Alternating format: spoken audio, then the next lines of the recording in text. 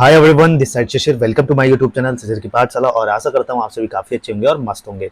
तो जैसा कि आप सभी को पता है, एमपीटेट वर्ग 3 की जो आई है नोटिफिकेशन, उसके लिए हम प्रिपरेशन कर रहे हैं।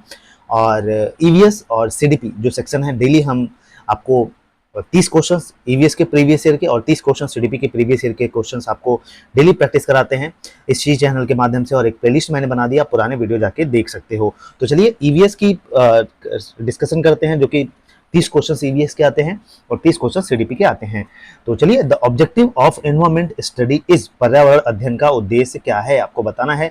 To reach consciousness about environment conditions and to create an environment ethics sensitive society, पर्यावरण की स्थिति के बारे में जागरूकता बढ़ाना एवं पर्यावरण के प्रति संवेदनशील समाज का निर्माण करना। बी है टू टीच अप्रोप्रिएट बिहेवियर, उचित व्यवहार सिखाना। सी है to create sensitive society and understand humanity, संवेदनशील समाज का निर्माण करना और मानवता को समझना। डी है मूल्य शिक्षा का महत्व। बताइए जल्दी से, इसका राइट आंसर आपको बताना है। तो इसका राइट आंसर आपका क्या हो जाएगा? Is the right answer D. क्या? D is the right answer. D is the right answer. ठीक है। क्या? Importance of values in education. आगे चलते हैं। 62 है हमारा।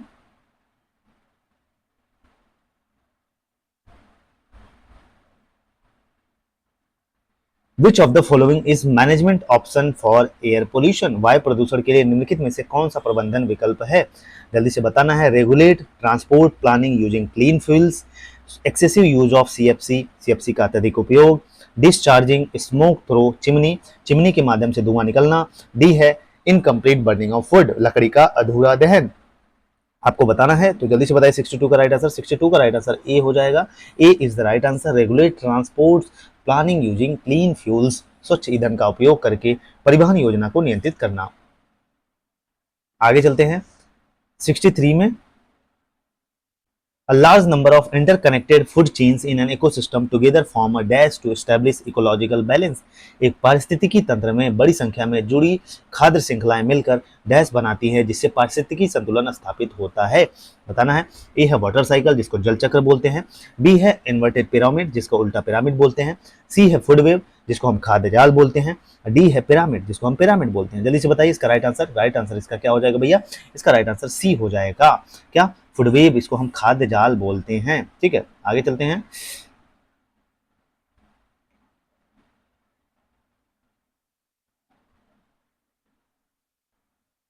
चलिए अब चलते हैं 64 पे। Which of the following are the major environmental issues involve in mining, खनन में शामिल प्रमुख पर्यावरणीय मुद्दे निम्नलिखित में से कौन सा है?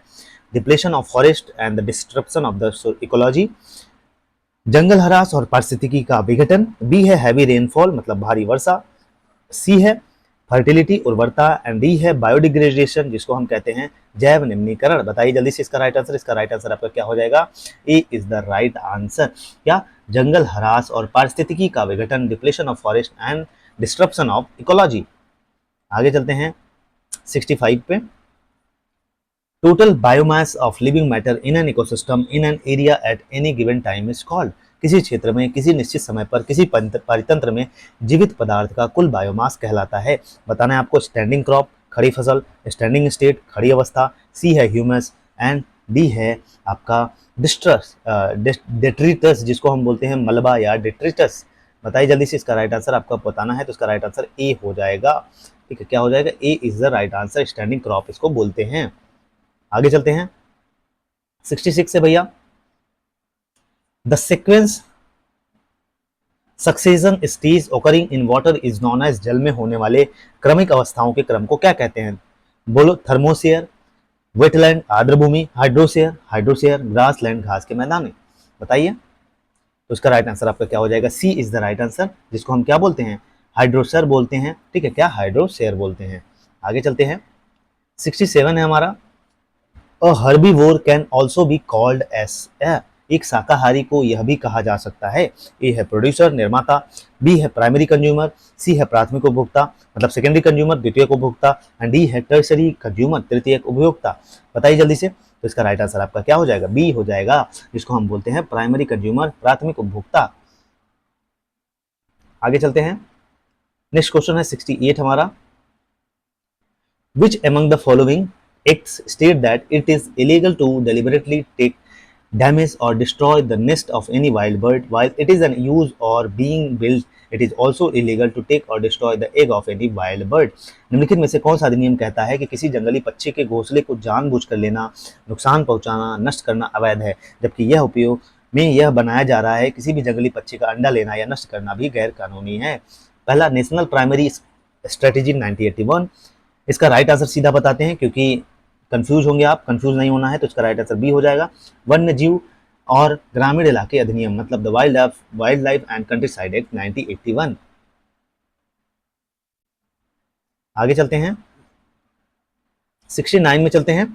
Among the following which place is known as cold desert in India. निम्नलिखित में से भारत में किस स्थान को ठंडा मरुस्थल कहा जाता है? बताइए। दार्जिलिंग, असम, लद्दाख, राजस्थान। बताइए जल्दी से। इसका राइट आंसर सी हो जाएगा भैया। किसको? लद्दाख को बोलते हैं। लद्दाख को क्या बोलते हैं? लद्दाख को हम ठंडा मरुस्थल बोलते हैं, कोल्ड डेजर्ट। नेक्स्ट है 70।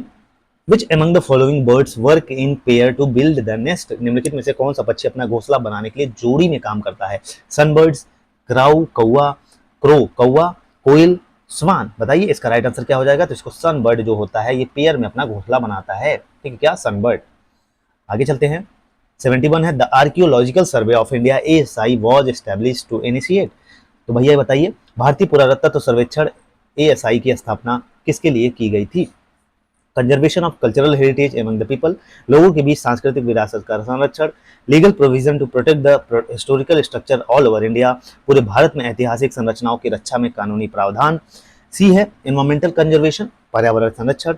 डी है जल संरक्षण, वाटर कंजर्वेशन। बताइए जल्दी से। तो इसका राइट आंसर आपका क्या हो जाएगा? इसका राइट आंसर आपका बी हो जाएगा। बी क्या है?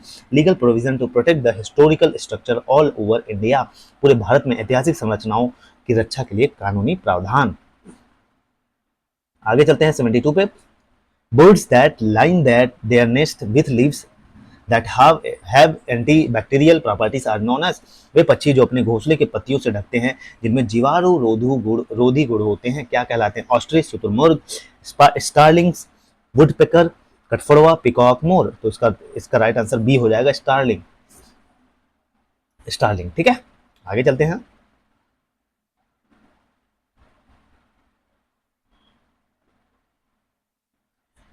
73 है भैया, हमारे सामने क्वेश्चन है 73।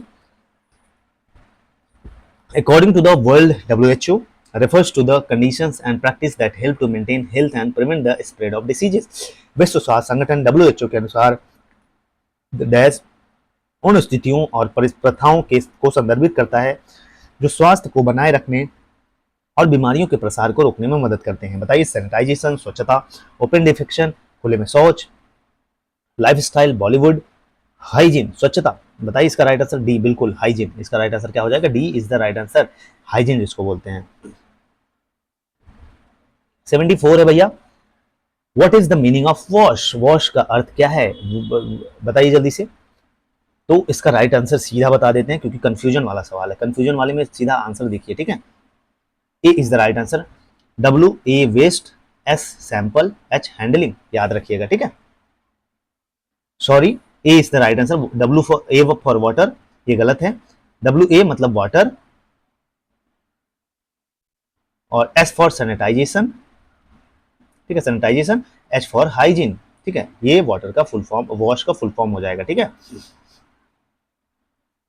नेक्स्ट है क्वेश्चन पे चलते हैं 75 है the USA is the dash country to send the humans into space. मनुष्य को अंतरिक्ष में भेजने वाला संयुक्त राज्य अमेरिका डैश देश है। बताइए जल्दी से। पहला, दूसरा, तीसरा, चौथा। इसका राइट आंसर बी हो जाएगा। क्या? दूसरा है, ठीक है। नेक्स्ट है 76। Who was the prime minister of India when Indian space research organisation was formed. भारतीय अंतरिक्ष अनुसंधान संगठन की स्थापना के समय भारत के प्रधानमंत्री कौन थे? जवाहरलाल नेहरू, लाल बहादुर शास्त्री, इंदिरा गांधी या मेजर देसाई, मोरारजी देसाई। बताइए जल्दी से। इसका राइट आंसर सी हो जाएगा। कौन थे? इंदिरा गांधी थी, ठीक है।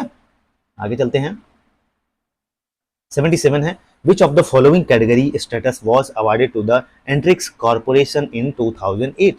2008 में एंट्रिक्स कॉर्पोरेशन को निम्नलिखित में से किस श्रेणी का दर्जा दिया गया?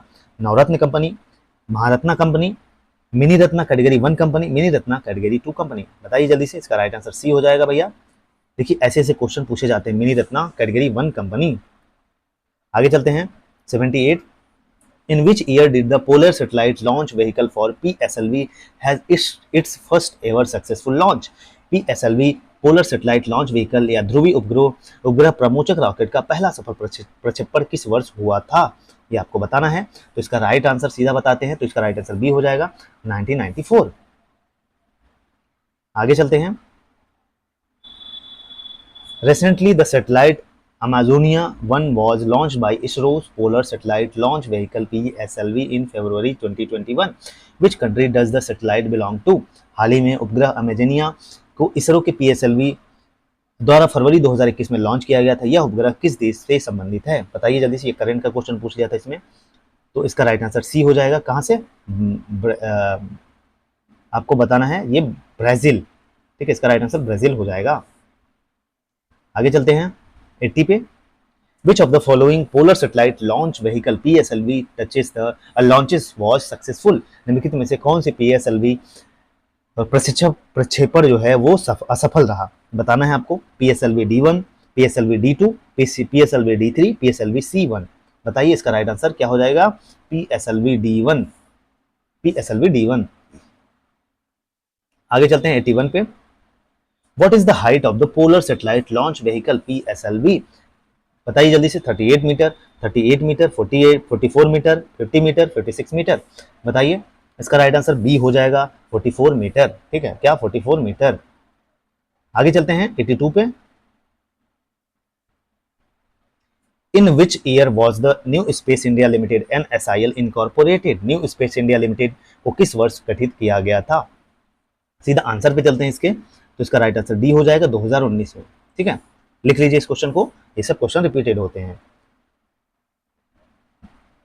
फिर क्वेश्चन, ऐसा जनवरी 2022 who out of the following is the chairman and managing director of the new space India limited? तो ये करंट का क्वेश्चन पूछ लिया था। एनएसआईएल के चेयरमैन कौन थे भैया? मैनेजिंग डायरेक्टर बताइए जल्दी से। तो इसका राइट आंसर बी हो जाएगा राधा कृष्ण दुर्रौजी। क्या? राधा कृष्ण क्या लिखा है? दुरैराजी। ठीक है, आगे चलते हैं 84 पे चलते हैं। Which of the following statements about geosynchronous satellite launch vehicle GSLV MK2 is not correct, बताना है आपको। Develop under the cryogenic upper stage project, बताइए जल्दी से, इसका राइट आंसर बताना है। Is it India's first cryogenic engine developed by the liquid propulsion system centre. B है one Vikas engine is used in the first stage of GSLV MK2। C है the first stage of GSLV was also derived from the PSLV PS1। सी है etch liquid engine strap on uses one Vikas engine. जल्दी से बताना है, तो इसका right answer B हो जाएगा भाई। B is the right answer. B क्या है? बी है one Vikas engine is used in the first stage of the GSLV MK2। आगे चलते हैं 85 पे आ गए हम। In which year did the geo synchronise satellite launch vehicle successfully place GSAT-90 satellite in orbit? भूतल यकाली उपग्रह प्रमोचक रॉकेट मार्क थर्ड ने किस वर्ष सफलतापूर्वक GSAT-19 उपग्रह को कक्ष में स्थापित किया था, बताइए जल्दी से। ये आपको बताना है, तो इसका राइट आंसर सी हो जाएगा भैया। सी क्या है? सी इज द राइट आंसर 2017। ठीक है, आगे चलते हैं 86 पे चलते हैं। In which year was the reusable launch vehicle technology demonstrator successfully flight tested for the first time in India? भारत में पहली बार पुनः उपयोगी प्रमोचक रॉकेट प्रौद्योगिकी प्रदर्शक का सफलतापूर्वक उड़ान परीक्षण किस वर्ष किया गया था, बताना है आपको। बताइए 86 का राइट आंसर। इसका राइट आंसर आपका हो जाएगा, क्या हो जाएगा? सी हो जाएगा, मतलब 2016 में। ठीक है, कब? 2016। आगे चलते हैं 87 है। What are the tips that will facilitate creative expression, encourage teamwork, and give individual attention to each child, create a non-stress but competitive atmosphere in the class? रचनात्मक अभिव्यक्ति की सुविधा प्रदान करने वाली युक्तियां क्या है? टीम वर्क को प्रोत्साहित करें, फिर भी प्रत्येक बच्चे पर व्यक्तिगत ध्यान दें। दूसरा है कक्षा में एक गैर तनावपूर्ण लेकिन प्रतिस्पर्धी वाला माहौल बनाएं। तो बताइए पहला सही है, दूसरा सही है, पहला दूसरा दोनों सही है, इनमें से कोई नहीं।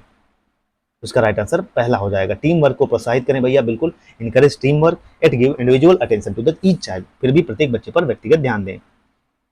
88 आ गए हम लोग। विच of the following is not correct in respect of creative expression in EVS. EVS में रचनात्मक अभिव्यक्तियों के संबंध में निम्नलिखित में से कौन सा सही नहीं है। पहला है क्रिएटिविटी स्टिमुलेट्स लर्निंग, रचनात्मकता सीखने की को उत्तेजित करती है।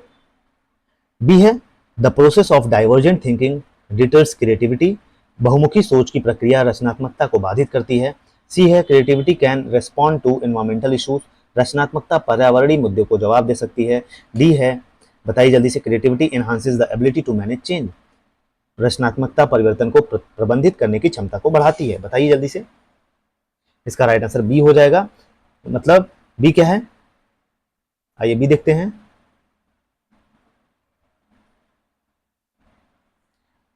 B the process of divergent thinking deters creativity, बहुमुखी सोच की प्रक्रिया रचनात्मकता को बाधित करती है। आगे चलते हैं। 89 क्वेश्चन हम, consider the statements and answers the given below.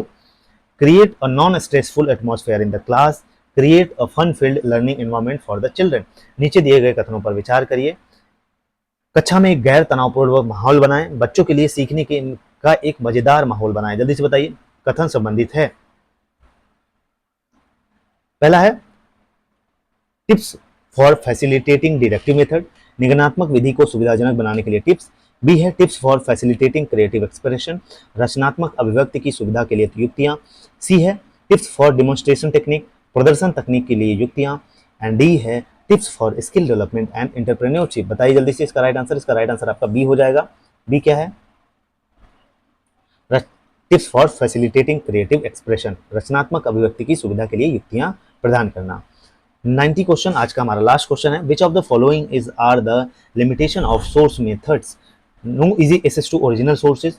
दूसरा है too complex and technical, choose the correct code. स्रोत विधि की सीमाओं को चिन्हित करें, मूल स्रोतों तक आसान पहुंच नहीं है। सेकंड, बहुत जटिल और तकनीकी। पहला सही है, पहला दूसरा दोनों सही है, या दूसरा सही है, इसमें से कोई नहीं। आपको बताना है, जल्दी से बताइए।